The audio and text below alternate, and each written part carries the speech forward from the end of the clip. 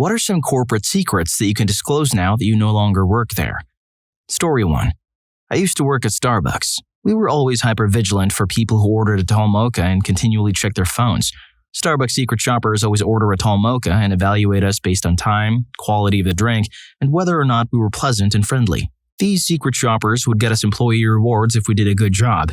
If you want a stinking good cup of chocolate-flavored coffee with hilariously over-the-top customer service, you know what to do. Although these days Starbucks no longer does customer snapshots. Instead, they do a printed receipt survey. It worked there from 2008 to 2011, and our store implemented it fully, but granted it was a smaller store in a smaller town. So I apologize if you order a tall mocha and you don't get legendary friendliness and abnormally fast service. This might be only at certain locations now. Everyone should be treated the same no matter what they order, except maybe if they order a pumpkin spice latte. Story 2. I worked at a Pepsi factory at the beginning of the summer.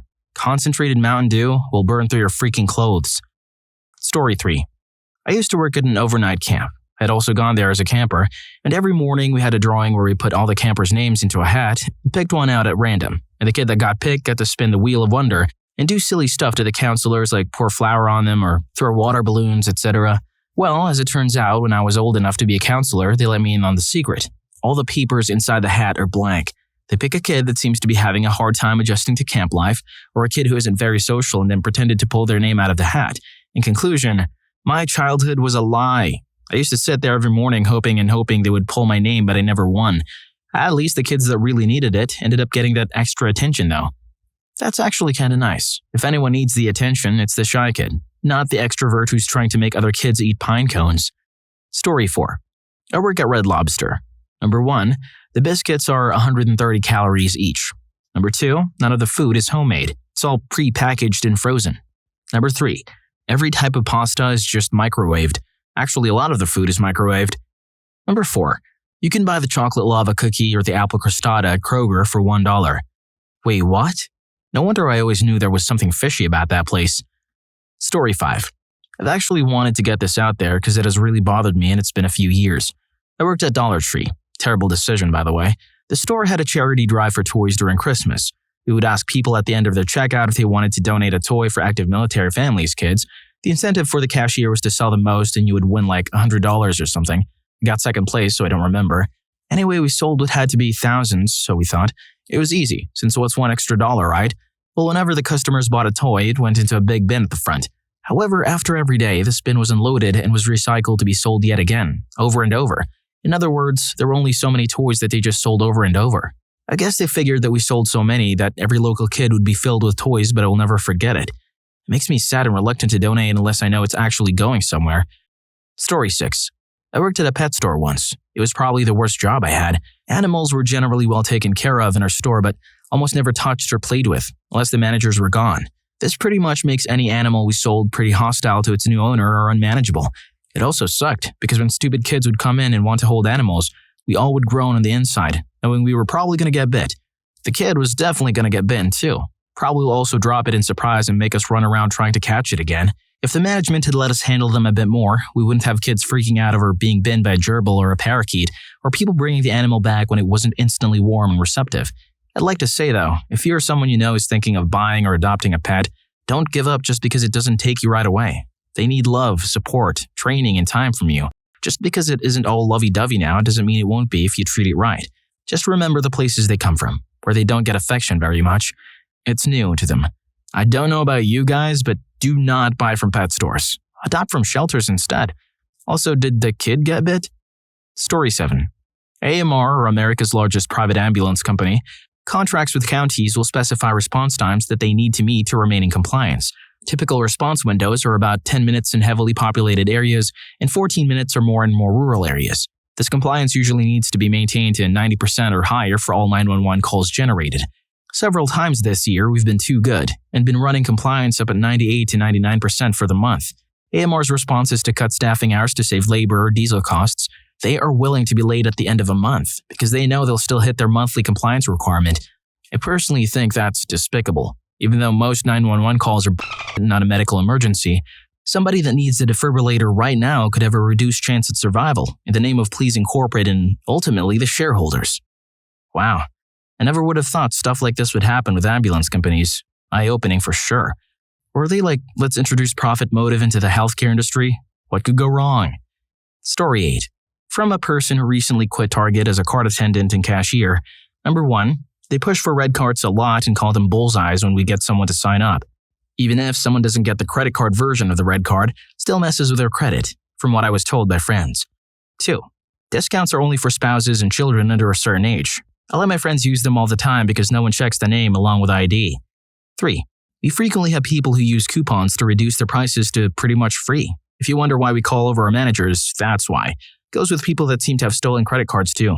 Also allows the employees not to bear responsibility if it gets through. 4, all the cameras are very real. And at least at the one I worked at, policemen are not too far away. Maintenance is done frequently. 5, all cashiers are expected to get 2% red card conversions. Meaning, if you're not getting 2 people signed up per 100 and you can go through like 600 people a day, means you're not doing your job and you're going to get talked to by the higher-ups. 6, team members equal employees and guests equal customers are what people are referred to as in store. Not sure if these are secrets, but it's all I can think of for now. Story 9. It's common for restaurants to fill Heinz ketchup bottles up with off-brand ketchup once the bottles are empty. Off-brand ketchup haters, beware. My mother worked in a restaurant in Iowa at one point in her life, and the restaurant did just that. They filled their Heinz bottles with off-brand ketchup to save money. One day, a nice middle-aged man showed up in a nice suit.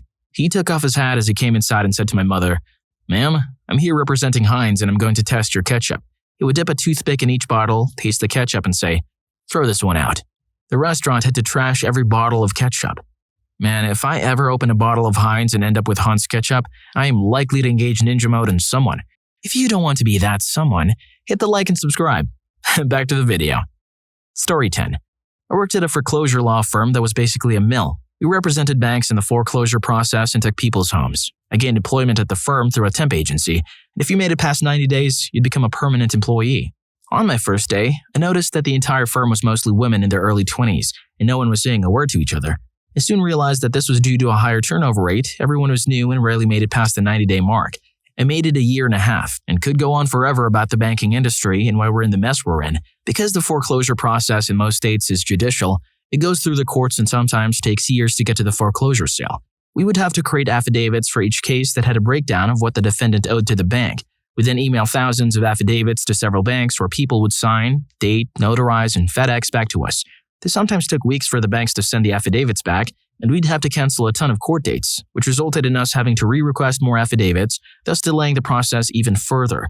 Because these documents have to be filed prior to the court date, we'd have to cancel the hearing if we didn't receive and file the affidavit 25 days in advance. The management would tell us to switch out signature pages from old affidavits so we wouldn't have to wait forever to get new ones from the banks. I hated that place so much, and I saw so many people get screwed over. Towards the end, I started to shred paperwork from the bank that contained ridiculous, exorbitant fees charged to people that were already hard up in life. Did you know that if your home is in foreclosure, you are charged an inspection fee of about $10 a day, where someone from the bank just drives past your house to make sure it's not vacant? It's unfair. So I started making those charges disappear by way of a paper shredder.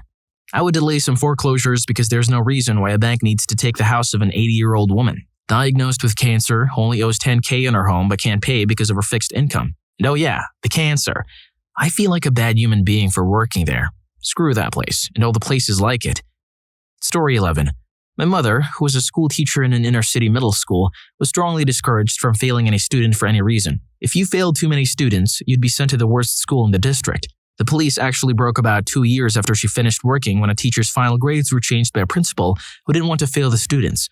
Similarly, an incident occurred when one of her coworkers was hit by a student and had to go to the hospital because the attack worsened her heart condition. She was told that if she chose to press charges, or if she leaked the incident to the public, she would be transferred to the worst school in the district. Welcome to American public schools. Story 12. Was at Kohl's for 5 years, supervisor for 3. Not sure if these are all true of all Kohl's, but definitely were at mine. We were encouraged to sign everyone up for a credit card, despite age, language barriers, etc. I absolutely hated signing people up for those cards, especially only because they wanted to see if they could get a discount. I would give them the discount regardless if they were approved or not. If I didn't sign enough people up, I would get warnings. The APR on them was 27%. The jewelry cases were all opened with one key and pretty flimsy even then. With a hard jerk, you could easily open them. Also, a lot of the diamonds that were under 1/4 carat were fake. If you were returning something without a receipt and were getting a corporate refund, that meant that you were, 95% of the time, returning stolen merchandise. We would tell them they'd get a check in the mail. The other 5% were if it was extremely old merchandise, like 3+ years old.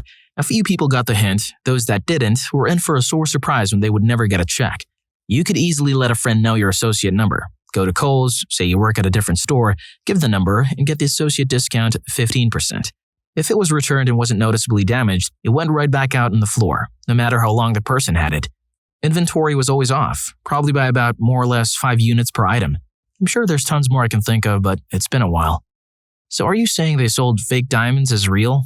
Like those little diamond necklaces are fake? Because seriously, that's pretty much fraud, even on a small scale. Story 13. Former Starbucks barista here. Here are some unscrupulous secrets. In terms of cross-contamination, it's pretty bad. We had blender pitchers labeled dairy and non-dairy, but no one cared. The metal pitchers and blender pitchers are rinsed out with pressure and continue to be used throughout the day. The steam wand in the espresso machine, used for heating milks, is cleaned with a rag that soaks in cleaning solution as well as using the steam to clean out the inside. But the cleaning solution is often pretty contaminated with all the milks. If you think about it, wiping off a little milk and then putting it back in the same liquid, even if you change it out frequently, cross-contamination is almost immediate. The soy milk does not cost more than the dairy. What's more is it's shelf-stable packaging, and so there's less waste than the dairy. Frappuccinos have the highest profit margin. Watch someone make the drink and it's apparent. It's mostly ice, generally more than the iced drinks non-blended gets. Not a real shake by a long shot, but so delicious. Those overpriced sandwiches below the pastry case get tossed every night. Yeah, we could take some home, but you always get tired of the food at work and none are particularly great. So yeah. Same goes for quote-unquote morning pastries midday in many Starbucks. Other pastries are given a shelf life of 2 to 3 days upon arrival, but generally, some of those are always tossed too. Occasionally, I had a whole unopened package of something that was expired, though ideally this is minimized. These things go in the dumpster, and many people will understandably go dumpster diving for these. I mean, it's a trash bag full of slightly dry pastries, some still shrink-wrapped. They purposely place the dumpster somewhere more secluded to avoid this. They don't want to be liable, but apparently it can easily be figured out. We can and do guess what people will get before they order when we're bored. We have stereotypes. They hold pretty well, except for that one skinny woman who got caramel frappuccinos. Breaking barriers, man. Another Starbucks story? Seriously, Starbucks, you gotta do better. Also, someone tell me where this Starbucks is. I actually kinda like those overpriced sandwiches. Story 14. This isn't a policy, but more of a secret. If you have ever been to a fast food chain called Raising Cane's, they serve a strange, indiscernible, tangy sauce called cane sauce. For years, they made it secret, and all managers who create it must sign a legally binding contract not to disclose the recipe. They're also required to make it away from everyone else quickly. The ingredients are mostly mayonnaise mixed with ketchup with small amounts of Worcestershire sauce and black pepper. You would have to experiment with the quantities if you want to make less than 5 gallons at a time. I would say it is about 1 cup of mayo mixed with 1/3 cup of ketchup, 1 teaspoon of black pepper, and 1 tablespoon of Worcestershire. This is a very crude estimate. Story 15. Victoria's Secret is actually a pretty chill place to work assuming you have great managers. Employees get a 30% discount on on-sale items. Every time a new bra is released, not just color but actually new style, the employees get a free one, which means they're actually pretty knowledgeable about the products because they've actually worn them. Same with beauty products like lotions or new body mists. Employees who are best at pushing credit cards are placed at the cashier. If they don't meet the Victoria's Secret credit card quota set by the store manager, they will be removed from cashier duty. If an employee isn't making sales, pushing credit cards or bra fittings, or if the manager doesn't like them, their hours will get cut to non-existent. Inventory is pretty dead on, so if they page the stock girls and they say there's no more in the bag, believe them. I worked in the stock room and processing inventory involved counting every single thong, sweatpant, nightie, hoodie, whatever, confirmed it against the number on the invoice. Employees are not allowed to leave their section, which means that girls in pink cannot assist you in the Body by Victoria section. Typically, nothing in the pink panty bar is tagged because it doesn't look neat. Varies by store. The cameras are all real and are watched by management in the office. Those detectors by the doors are real as well. Though if you steal something, they have a no-chase policy. The deterrent action is to offer a shopping bag to help you hold everything. The mall I worked in was pretty consistent about calling mall security and the police. Story 16. Worked for a famous mobile game publisher called Gameloft for many years. I was instructed to hire younger people over older ones, preferably with no children or unmarried because if they have a life, we can put pressure on them. And also, if they're too mature, they won't take smack from us, so no one around 40 and up. Gameloft doesn't like it when the video game job market is good because, I quote, "We can't put pressure on people because they know they can get a better job somewhere else." Yes, they love to use the term put pressure on people, the only management technique they ever knew. During the influenza outbreak in China in around 2002 to 2003, where the local government forced some people into quarantine, The workers of the local branch were forbidden to go home until they shipped the current game. If they went home, then the Chinese police wouldn't let them go to the office until the end of the quarantine. I wasn't a direct witness of this, but I heard some of them couldn't see their families for up to 2 weeks or more. I'm taking it with a grain of salt, but knowing the people in charge, I think it could very well be true. Top executives were stealing money from the company by declaring twice as many workers in the local Asian branch as they actually hired. Pocketing the difference, the main branch would wire them the amount they needed. People who noticed or were about to notice were quickly scapegoated and fired. I don't think the CEO ever knew or even cared. I wonder if they're still doing it today. Story 17. I've worked at a few major Canadian alternative financial businesses. One has a major parent company in the US with the same policies, so what I'm about to say applies to Money Mart, Cash Money, Speedy Cash, and Rapid Cash.